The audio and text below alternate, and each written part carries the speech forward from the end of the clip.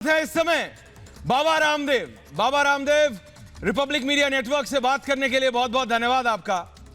बाबा, आज जब आप हमसे बात कर रहे हैं तो भारत में और पूरे विश्व में कई ऐसी चीजें हो रही हैं जिनके ऊपर सवाल उठाया जा रहा है।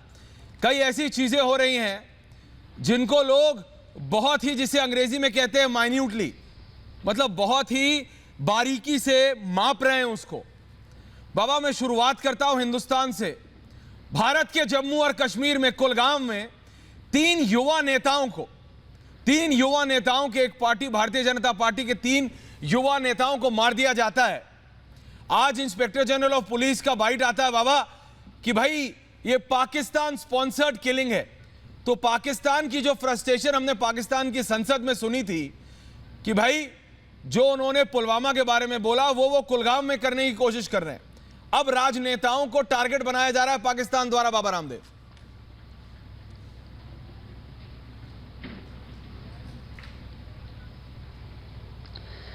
देखो ऐश्वर्या भाई, जो जम्मू कश्मीर में मजहबी तौर पर जी आतंकवादी लोग कर रहे हैं, मजहबी तौर पर आतंकवादी मैं इसलिए कह रहा हूं, वो इस्लाम से ताल्लुक रखते हैं और इस्लामिक कट्टरवाद के शिकार होकर के उनके दिमाग में एक जहर घोल दिया गया है कि इस्लाम के अलावा जो भी लोग हैं उनको खत्म करो, और इस्लाम में भी जो हमारे इस कट्टरवाद का समर्थन नहीं करते उनको भी खत्म करो। क्योंकि अभी जिनकी हत्याएं की हैं बीजेपी के 3 कार्यकर्ताओं की, वो मजहब से तो इस्लाम को मानते थे, लेकिन क्योंकि वो एक राष्ट्रवाद की विचारधारा को भी मानते थे, वो मानवतावाद की विचारधारा को भी मानते थे, इसलिए उनको खत्म कर दिया गया। एक सियासी तौर पर, दूसरा मजहबी तौर पर, और तीसरा मैं इसको वैचारिक तौर पर, जिसके लिए मैंने पहले भी एक बार आर भारत पर बोला था जी, रिपब्लिक भारत पर, जो मैंने कहा था कि ये वैचारिक आतंकवाद ये बड़ा खतरनाक है और उसका बड़ा बवाल हुआ। पूरी दुनिया में इतना बवाल कटा, मैं कनाडा भी गया तो स्वामी रामदेव गो बैक, मैंने कहा मैंने तुम्हारी बहस खोल ली, क्या दिक्कत है? हाँ। बोले आपने जो है ये इंटेलेक्चुअल टेररिज्म का नाम क्यों दिया? ये जो बौद्धिक आतंकवाद है ये बड़ा खतरनाक है और इसकी जड़ें अब लोग कुछ भारत में भी मजबूत करने में लगे हुए हैं। उन सबको हमें बेनकाब करना होगा, जम्मू कश्मीर से लेकर के और मुंबई से लेकर के भोपाल से लेकर के, कल को हो सकता है उत्तर प्रदेश में भी कुछ लोग ऐसे ही कट्टरवाद का झंडा लेकर के चले। उन सब के फन हमें कुचलने पड़ेंगे किसी भी तौर पर। मजहबी आतंकवाद ये भारत को कम से कम स्वीकार नहीं है। पूरी दुनिया में जो झेल रहे हैं दंश आतंकवाद का मजहबी तौर पर, उसमें फ्रांस सबसे ज्यादा पीड़ित है। वैसे आग पूरे यूरोप में लगी है, यूके, यूएसए, कनाडा में भी लगी है। अब इसको बुझाने का एक ही तरीका है कि मजहबी तौर पर जो भी आतंकवाद का झंडा लेकर के चले उसको वही हमें राजनीतिक तौर पर कानून ऐसे बनाने पड़ेंगे कि उन लोगों को सिर नहीं उठाने देना चाहिए, नहीं तो दुनिया के लिए बड़ा खतरा हो गया। ऐश्वर्या बाबा, आपने कहा, जब आपने रिपब्लिक मीडिया नेटवर्क पे बोला था, इस समय आप रिपब्लिक भारत और रिपब्लिक वर्ल्ड दोनों पर हैं। मैं आपसे दोबारा इसलिए पूछ रहा हूं क्योंकि हिंदी और इंग्लिश दोनों की ऑडियंस आपको सुन रही है। बाबा रामदेव, कुलगाम में जो हुआ वो आज से तो शुरू नहीं हुआ। पाकिस्तान की, जब हमने पाकिस्तान की संसद के अंदर पाकिस्तान के मंत्री को बोलते हुए सुना कि एक टेरर एक्टिविटी करना, आतंकवाद करना उनके प्रधानमंत्री इमरान खान के लिए एक तमगा है, सक्सेसफुल एक तमगा है। और फिर वो जिस तरह से भारत के राजनेताओं को अब जम्मू कश्मीर में टारगेट बनाना चाहते हैं, यह दिखता है बाबा कि जानबूझकर एक सोच पर वार है और यह जानबूझ के किया जा रहा है ये सब।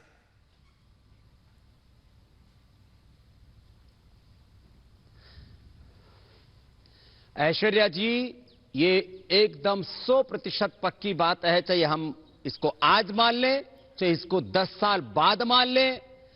पाकिस्तान आतंकिस्तान एक देश है, यह कभी भी मजहबी तौर पर करेक्ट नहीं हो सकता। इसमें जो बीज बोए गए, इस देश का जन्म ही वो मजहबी आतंकवाद का परिणाम था। आखिर क्या जरूरत थी 2 देशों की? तो मजहब के तौर पर ही वो देश बना। यद्यपि मैं सब पाकिस्तान में रहने वाले लोगों को आतंकवादी नहीं मानता हूं, लेकिन वहां के जो रहनुमा हैं, चाहे वो पॉलिटिकल जमात में है, चाहे वो वहां के रिलीजियस मजहबी जमात में है लोग, या सेना में, वहां जो ताकत है जिन लोगों के हाथों में, वो सारे के सारे लोग मजहबी आतंकवाद की इस दुर्विचार से ग्रसित लोग हैं। इसलिए पाकिस्तान को तो पूरी दुनिया को एक मजहबी तौर पर आतंकवाद से, राजनीतिक तौर पर आतंकवाद से, सामाजिक तौर पर आतंकवाद से ग्रसित देश मानना ही पड़ेगा। उसी तौर पर उसको उसके साथ डील करना चाहिए। इससे ज्यादा पाकिस्तान के बारे में और क्या कहें बाबा रामदेव, क्या कहें, लेकिन ये एक ऐसा देश है जिस देश का नेता कौन है यही नहीं पता। और यह बात तो प्रधानमंत्री नरेंद्र मोदी ने भी कही थी कि भाई बात किससे करूं। सोचा था कि नवाज शरीफ से बात करूं, उनको निकाल दिया। सोचा कि ये जो इमरान खान बोल के आए कि ये बहुत बड़े अलग तरीके के नेता हैं, इनसे बात करूं। वहां सरकार कौन चलाता है ये नहीं पता, आतंकवादी चलाते हैं, आर्मी चीफ चलाता है, आईएसआई चीफ चलाता है, या एक जो टट्टू प्रधानमंत्री टाइप किसी को बिठा देते हैं वो चलाता है। So you don't know who is running the government. बाबा समझ ही नहीं आता है पाकिस्तान में। और एक ऐसा देश है, भारत का पड़ोसी है। अब आप पड़ोसी तो बदल नहीं सकते, लेकिन जिस तरह से आतंकवाद का महिमा मंडन हो रहा है, जिसे कहते हैं ग्लोरीफाइंग ऑफ टेररिज्म हो रहा है पाकिस्तान की संसद में, पूरा विश्व देख रहा है। बाबा रामदेव, आप तो दुनिया घूमते हैं।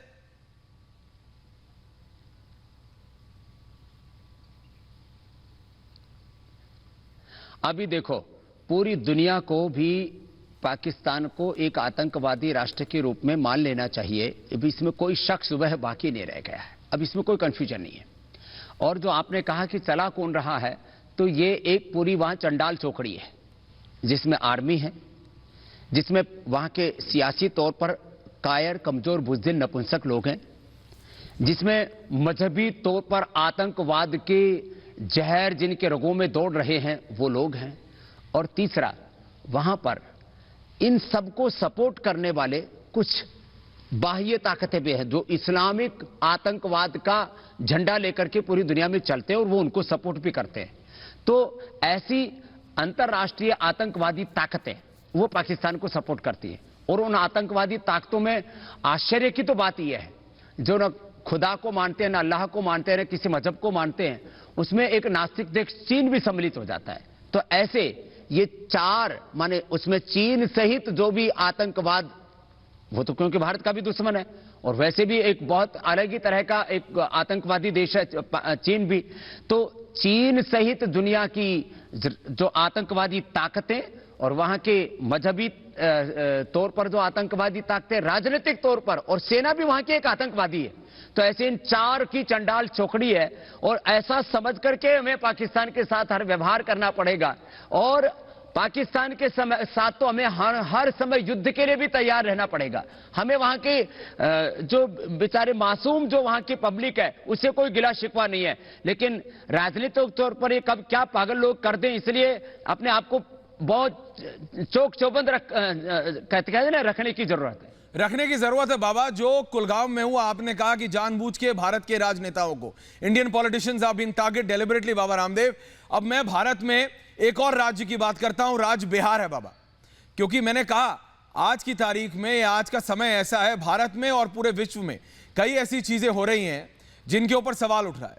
बिहार इलेक्शन है बाबा, इलेक्शन हो रहे हैं, नवरात्रे थे, दुर्गा की पूजा हुई, वहां पर यात्रा निकल रही थी, रिलीजियस यात्रा निकल रही थी, उसमें अचानक फायरिंग होती है, उसमें अचानक फायरिंग होती है, लोगों को मार दिया जाता है और लोगों में रोष है बाबा।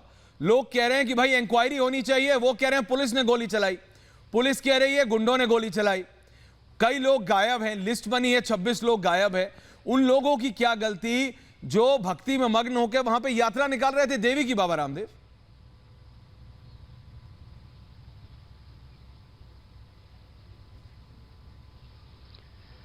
ये बहुत ही शर्मनाक है, और मुझे लगता है इस तरह की जो घटनाएं हैं ये भारत माता के माथे पर एक कलंक की तरह है, और जिस तरह से ये एक अराजकता जैसा माहौल बन रहा है, राजनीतिक तौर पर, सामाजिक तौर पर, मजहबी तौर पर, सियासी तौर पर और सामाजिक तौर पर भी कुछ लोग इस तरह से आग लगाने में लगे हुए। अब इसमें कौन लोग सम्मिलित हैं और इसमें पुलिस की भी भूमिका इसमें निश्चित रूप से। जब कोरोना प्रारंभ हुआ तो पुलिस की इज्जत आसमान छूने लगी थी।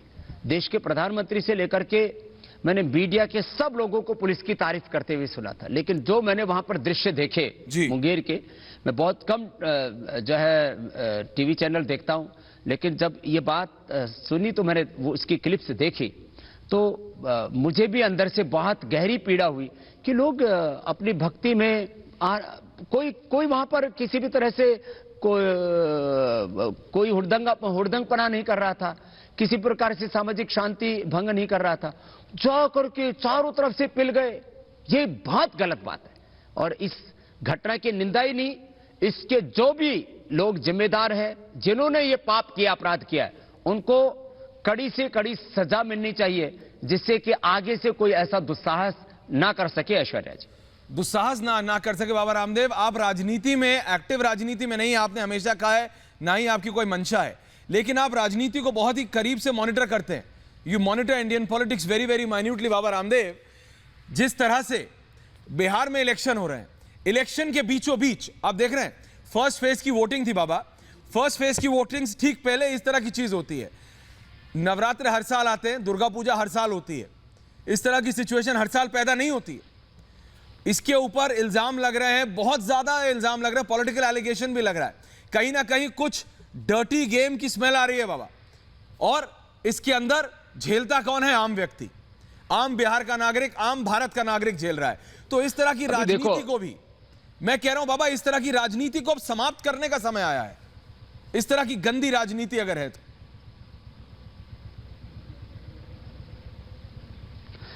अब देखो ऐश्वर्या जी, ये भी एक बहुत मतलब ऐसे तो अभी क्योंकि पूरा तथ्य सामने नहीं आया है, हाँ। लेकिन चाहे किसी ने भी किया हो, चाहे किसी सियासी दल ने किया हो, चाहे किसी मजहबी आदमी ने ये काम किया हो, चाहे पुलिस प्रशासन ने किया हो, या पुलिस ने गोली चलाई हो, या किसी असामाजिक तत्वों ने गोली चलाई हो, और फिर उसके बाद एक चीज तो बात सामने दिख रही है कि वो जो है जिस भी तौर पर चीजें हुई है, मतलब बहुत ही शर्मनाक है। और इस तरह की घटनाओं को हमें रोकना पड़ेगा, रोकना पड़ेगा बाबा रामदेव। लोग तो चारों तरफ जी, सामाजिक तौर पर, राजनीतिक तौर पर, मजहबी तौर पर इस देश में आग लगाने के लिए तुले पड़े। ये एक बहुत आपने इंपॉर्टेंट बात कही है, क्योंकि कुछ फ्रांस में भी हुआ था और उसके बाद अचानक भारत में कई राज्यों में और कई पर्टिकुलर पॉकेट्स में, जिसे कहते हैं ना, जानबूझकर कुछ राजनेताओं ने लोगों को भड़काने की कोशिश की।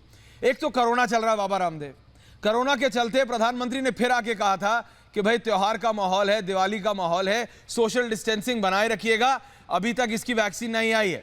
और ऐसे में ये राजनेता कुछ पॉलिटिकल ब्राउनी पॉइंट्स, एक राजनेता अपनी सीट बचाने के लिए कुछ कर लेगा, एक राजनेता अपना जो सरकता हुआ सपोर्ट है उसको दोबारा समेटने के लिए, आपने देखा मध्य प्रदेश में एक जगह हुआ, उत्तर प्रदेश में एक जगह हुआ, फ्रांस में कहीं कोई कुछ बोलता है, यहां पर हिंदुस्तान में उसको लेकर प्रोटेस्ट करने की कोशिश करने लगते हैं। ये हो क्या रहा है?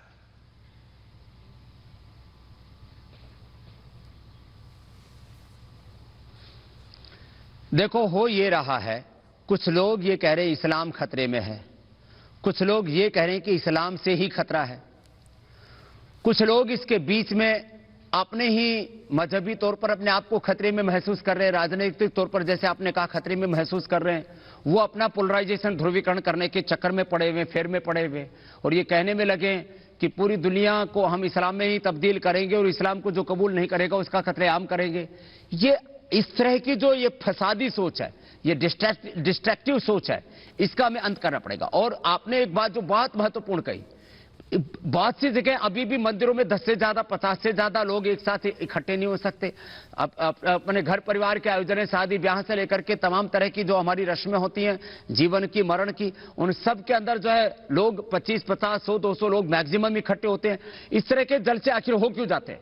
इस तरह के जलसे, पहली बात तो उनको अनुमति होनी नहीं चाहिए। दूसरी बात, यदि कहीं पर ऐसे कोई करने की कोशिश करता है, तुरंत उसको रोकना क्यों नहीं चाहिए?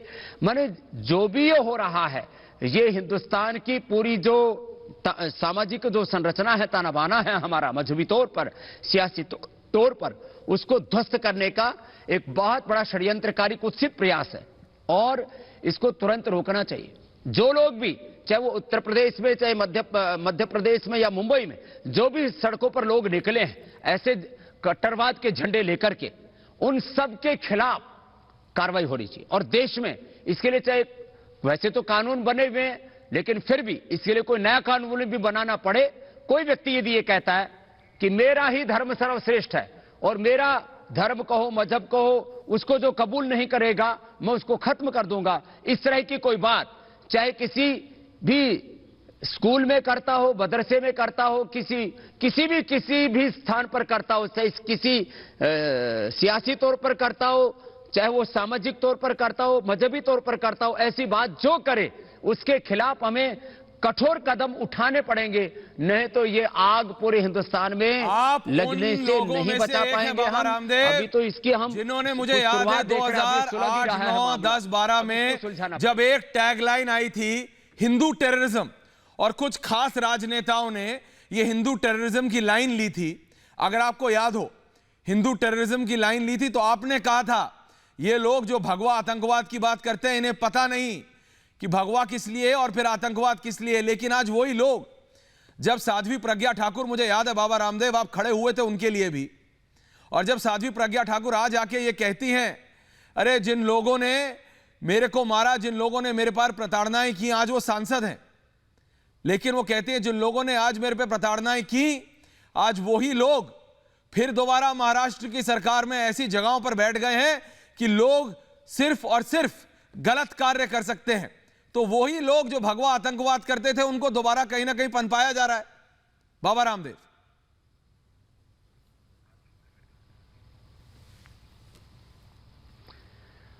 देखो, भगवा तो राष्ट्रवाद का, मानवतावाद का, अध्यात्मवाद का और पूरे विश्व में एकत्व का, सह अस्तित्व का, वननेस को, एग्जिस्टेंस और ब्रदरहुड का संदेश ही नहीं देने वाला, उसको जीने वाला है।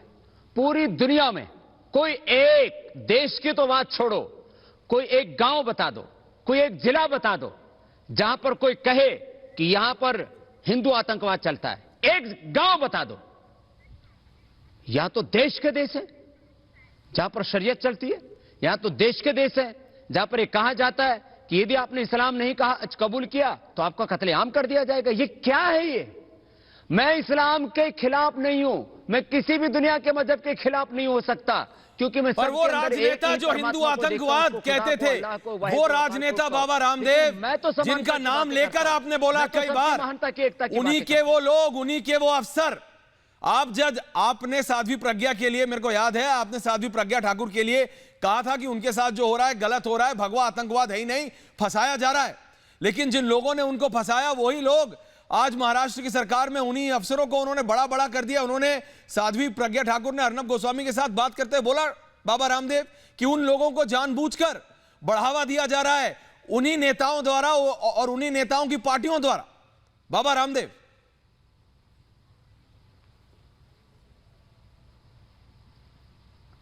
ये बहुत शर्मनाक है ऐश्वर्या जी कि जिन लोगों ने मतलब जन्म तो लिया है हिंदू धर्म में, लेकिन अपने हिंदू धर्म को जो आतंकवाद और ऐसे, आपने बिना कहे भी बहुत से लोग समझते, इसलिए मैं ज्यादा नाम नहीं लेना चाह रहा हूं। ले लीजिए आज, वैसे आप नाम लेने से घबराते नहीं हैं, मैं जानता हूं। महाराष्ट्र में जिन्होंने हिंदू धर्म को आतंकवाद से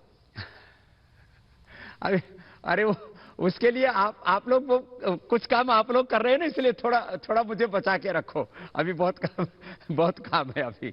लेकिन मैं एक बात बता रहा हूं आपको जी, कि जो लोग पैदा तो हुए हिंदू धर्म के अंदर, लेकिन वो हिंदू धर्म के नाम पर कलंक है, उनको या तो अपने नाम भी बदलने चाहिए, उनको जो है अपने मजहब भी बदलने चाहिए, फिर वो कबूल कर लेना चाहिए कि हम लोग इस पूरी दुनिया को आतंकिस्तान बनाना चाहते हैं।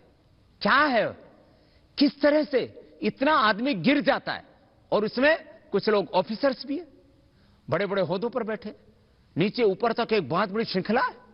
वो एक तरह से वो एक गुप्त एजेंडे के तहत, एक बहुत बड़े षड्यंत्र के तहत, साजिश के तहत वो पूरे हिंदू धर्म को बदनाम कर रहे हैं। जिस तरह से प्रज्ञा जो आप बात कर रहे हैं साध्वी जी की, उनको किस तरह से प्रताड़ना जिस ऑफिसर ने दी, उसको कितना आज बड़े ऊंचे ओहदे पर बैठा करके उसको महिमा मंडित किया जा रहा है। ये सरेआम ये पाप है, ये राजनीतिक पाप है, ये धार्मिक तौर पर पाप है, ये सामाजिक तौर पर पाप है, और इसका परिणाम बहुत गलत होगा। पाप का अंत बहुत गलत होता है। हो सकता है कि एक बार पाप फलता फूलता दिखे, लेकिन सत्यमेव जयते, ये आचार्य चाणक्य भी कहते हैं, अन्यायोपार्जितम वित्तम 10 वर्षाणि तिष्ठति प्राप्ते तो एकादशे वर्षे समूलम तद विनश्यति। इनका मूल सहित नाश होने वाला है। इसलिए जो आपको सता रहे हैं ऐश्वर्या जी, जो अर्णव गोस्वामी को सता रहे, जो रिपब्लिक भारत को नोटिस पर नोटिस दे करके और ये अपनी बहादुरी समझ रहे हैं, या साध्वी प्रज्ञा सहित जो हिंदू धर्म को आतंकवाद से जोड़ने की कोशिश कर रहे हैं और खुद पूरी दुनिया में आग लगाने की कोशिश कर रहे हैं। हिंदू धर्म कभी भी आतंकवाद का पोषक नहीं था, नहीं है और नहीं हो सकता।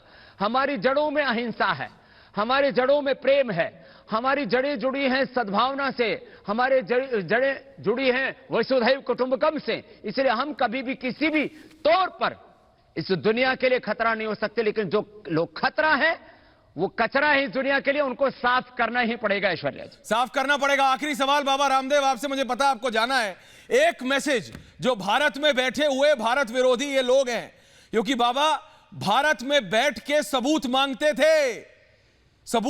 थे, बताओ कि हमारे सैनिक सीमा पार जाकर अटैक करके आए कि नहीं। हमारे सैनिकों की शौर्यता के ऊपर सवाल उठाते थे। पाकिस्तान के मंत्री ने कह दिया, उनसे लेकर और यहां पर बैठे हुए उन नेताओं तक जिन्होंने कहा भगवा आतंकवाद, उनको आपका एक लाइन में संदेश बाबा रामदेव।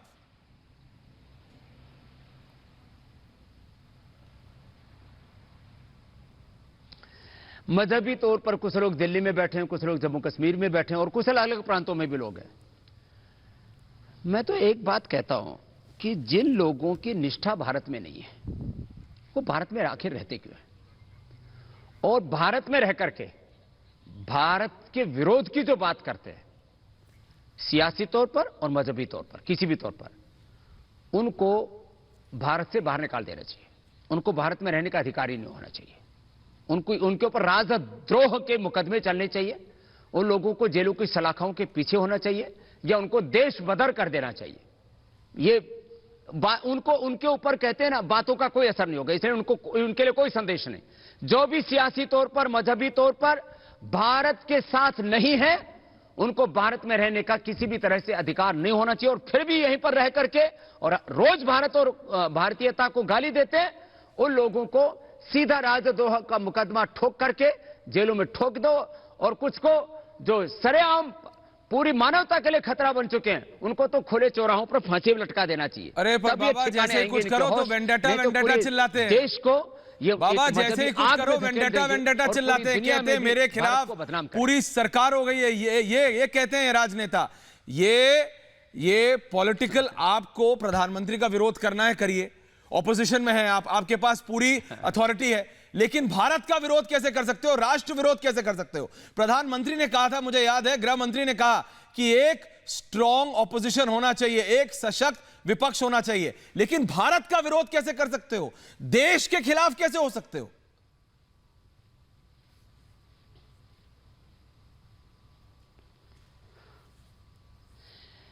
ये तो एक बहुत बड़ी गलत परंपरा शुरू हो गई है कि बोले यहां हिंदुस्तान में कोई तिरंगा झंडा ही नहीं उठाएगा, हिंदुस्तान के संविधान को ही नहीं मानेगा, हिंदुस्तान की एकता अखंडता संप्रभुता को ही नहीं मानेंगे।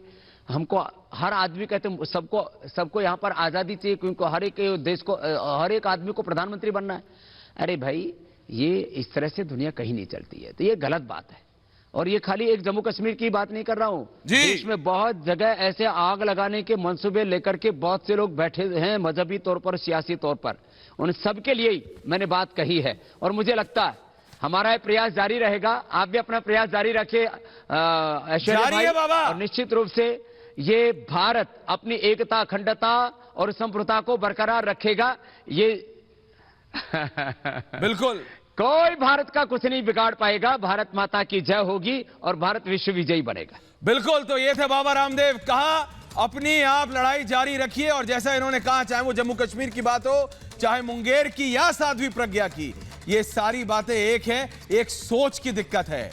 और जहां तक जिनको रिपब्लिक भारत से दिक्कत है वो अपना करते रहे, हमें कोई दिक्कत नहीं। बहुत बहुत धन्यवाद Baba Ramdev, Republic media network से बात करने के लिए बहुत बहुत धन्यवाद आपका।